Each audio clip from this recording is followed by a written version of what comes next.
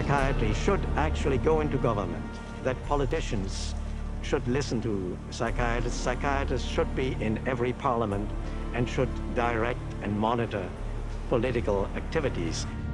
People aren't aware that in 1940, a prominent British psychiatrist, Colonel J.R. Rees, addressed the National Council on Mental Hygiene and set the agenda for psychiatry for the next 60 years. Since then, psychiatrists have been given authority in nearly every sector of our society, with tragic results. The White House Conference on Mental Health in the 1950s was a landmark that served to bolster the idea that schools would serve their communities better as mental health clinics than they would as institutions of learning. In the early 60s, the world of psychiatry started to really go places in this country. Little by little, it came into our schools, our educational system. En omstreeks 1965 werd ze in wetten vastgelegd. Psychiaters kregen het groene licht om schoolkinderen op grote schaal een etiket op te plakken en aan de pillen te zetten. A child is labeled ADD or ADHD the minute he can't sit still for a 10-15 minute period of time, or he talks constantly, or ignores the teacher completely. That will get him and earn him an ADD or ADHD label. Het opplakken van het etiket Attention Deficit Hyperactivity Disorder, ADHD, kwam in 1987 volledig op gang. Binnen een jaar werd bij 500.000 Amerikaanse kinderen de diagnose ADHD gesteld. In 1997 was dat aantal omhoog gevlogen naar 4,4 miljoen. They actually said the purpose was social control. Not to pass on knowledge, not to give him something so that he can go into the world of work. Dit alles werpt een schaduw over de werkelijke reden waarom kinderen in de eerste plaats naar school gaan. Om een opleiding te volgen. Sinds 1970 zijn de Verenigde Staten op de wereldlijst van schoolprestaties van de 9e naar de 26e plaats gedaald. En in diezelfde periode is het aantal Amerikaanse schoolkinderen dat het etiket leer-, gedrags- of geestelijke stoornis opgeplakt heeft gekregen, explosief gestegen. En is de omzet aan ADHD-medicatie 118 keer zo hoog geworden. Children don't ask for psychiatric drugs. Children don't ask to be diagnosed. They don't want to be called crazy. So you ask the classic Roman question, legal question, cui bono, who benefits? Vloed aan medicijnen op recept heeft voor kinderen een nieuwe bron van inkomsten gecreëerd. Het verkopen van hun medicatie aan hun schoolvriendjes. It's called kiddie cocaine. They take the Ritalin and they just repackage it and they sell it on campus to the kids. Because it's like speed. I figured like if I was gonna do drugs, I might as well make it worth it. And I ended up doing street drugs and then I ended up getting into it really bad. We're looking at marijuana and other things as being gateway drugs. And actually the so-called medications are a greater gateway drug. Boom, she got on the drugs and her personality changed, her behaviors changed, they became erratic and dark and violent and it was just a nightmare. In de afgelopen 40 jaar zijn er in psychiatrische ziekenhuizen bijna 2 maal zoveel Amerikanen omgekomen als er Amerikaanse soldaten gesneuveld zijn in oorlogen sinds 1776. En terwijl de invloed van de psychiatrie zich over Amerika verspreidde, verspreidden ze zich ook over de wereld. Achter elke wereldcrisis ontdek je de activiteiten van de psychiatrie. Alle Völker müssen eine außerordentlich große Zahl von minderwertigen Schwächlinge, Kränkliche und Krüppel mit sich schleppen. Durch eine weise Gesetzgebung in diese Richtung wird auch zugleich in rationellster Weise die erforderliche Zuchtwahl getrieben werden können. Hitler was met name onder de indruk van de Amerikaanse eugeneticus Madison Grant. Grants boek De dood van het grote ras werd door Hitler als zijn persoonlijke bijbel beschouwd. In zijn boek Mein Kampf bejubelde Hitler eugenetica als de wetenschap die het Duitse Rijk zou herbouwen. Wer körperlich und geistig nicht gesund und würdig ist, darf sein Leid nicht im Körper seines Kindes verewigen.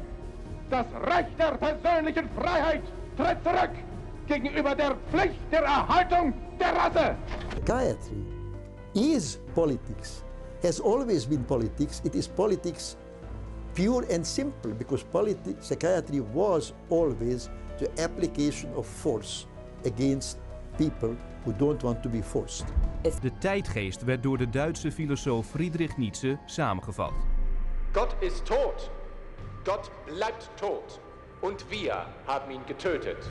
The eugenics movement got started in 1883 with Francis Galton, and he felt that human beings should take evolution in their own hands, and that the most talented individuals, the most healthy individuals, the most attractive individuals should have more offspring. There was great concern that people that they considered had poor genes were reproducing faster than the people they considered had good genes. They felt that a medical solution might be the proper one. This is what led to the sterilization movement. It resulted in sterilization of mentally ill people, sterilization of retarded people, sterilization of people we don't like politically and sociologically. Something like 40% of German psychiatrists had joined the SS by 1933. They weren't forced into the SS, they just joined it naturally, because the beliefs were very, very similar. Rudin and his work led directly to the decision to move from sterilization to murder. Hun plan was simpel. Overtuig het publiek er eerst van dat de zwakken van geest aan de last van hun bestaan wilden ontsnappen, maar het niet konden zeggen. En dat hen ombrengen een daad van mededogen was. Dan pas je de definitie inferieur toe op Jehovah getuigen, Joden, zigeuners en homoseksuelen. Allen het leven niet waardig. Psychiaters maakten propagandafilms, bekend als de killingfilms, die in alle 5300 bioscopen in Duitsland werden vertoond. Geisteskrankheit ist als ein Erbübel eine der größten Gefahren für die Volksgesundheit. Irrtum ist, dass sich solche Kranken glücklich fühlen und am Leben hängen. Sie haben überhaupt kein Daseinsbewusstsein. Wer von ihr befallen wird, dem ist die schwerste Last des Schicksals auferlegt. Ein Dasein ohne Leben.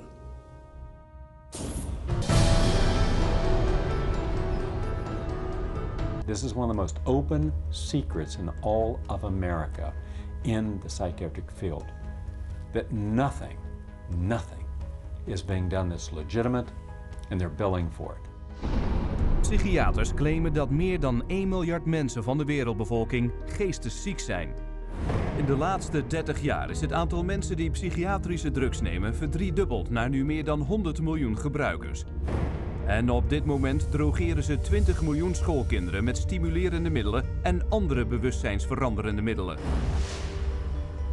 Toen ze onlangs werden gevraagd naar de wetenschappelijke onderbouwing van hun beroep, boden de psychiaters die bereid waren te spreken niets anders dan rechtvaardigingen. Psychiatric illness is not really illness. How do you evaluate if someone is cured or sick? Cure is certainly something we look forward to. We had no earthly idea how to accomplish. Plant memories. Memories are potent sources of motivated behavior. If you implant enough memories of specific kinds, you can shape and change the nature of human thinking and feelings. And it was thought to be a kind of ultimate weapon, because what greater weapon could there be than control of the human mind? You can control minds and you can move people around, particularly when you control their lives. It's easier to control their minds. When we look at psychiatry and psychology, social control is the primary agenda. En terwijl psychiaters een manier vonden om elke persoon op de planeet te diagnosticeren en te drogeren, zetten ze aan de andere kant hun aanval op onze meest persoonlijke vrijheden voort. Psychiaters eisen het absolute recht om vast te stellen wat het beste is voor de zogenaamde geesteszieken. Want tenslotte zijn de geesteszieken gek en niet in staat om hun eigen behandeling te beoordelen.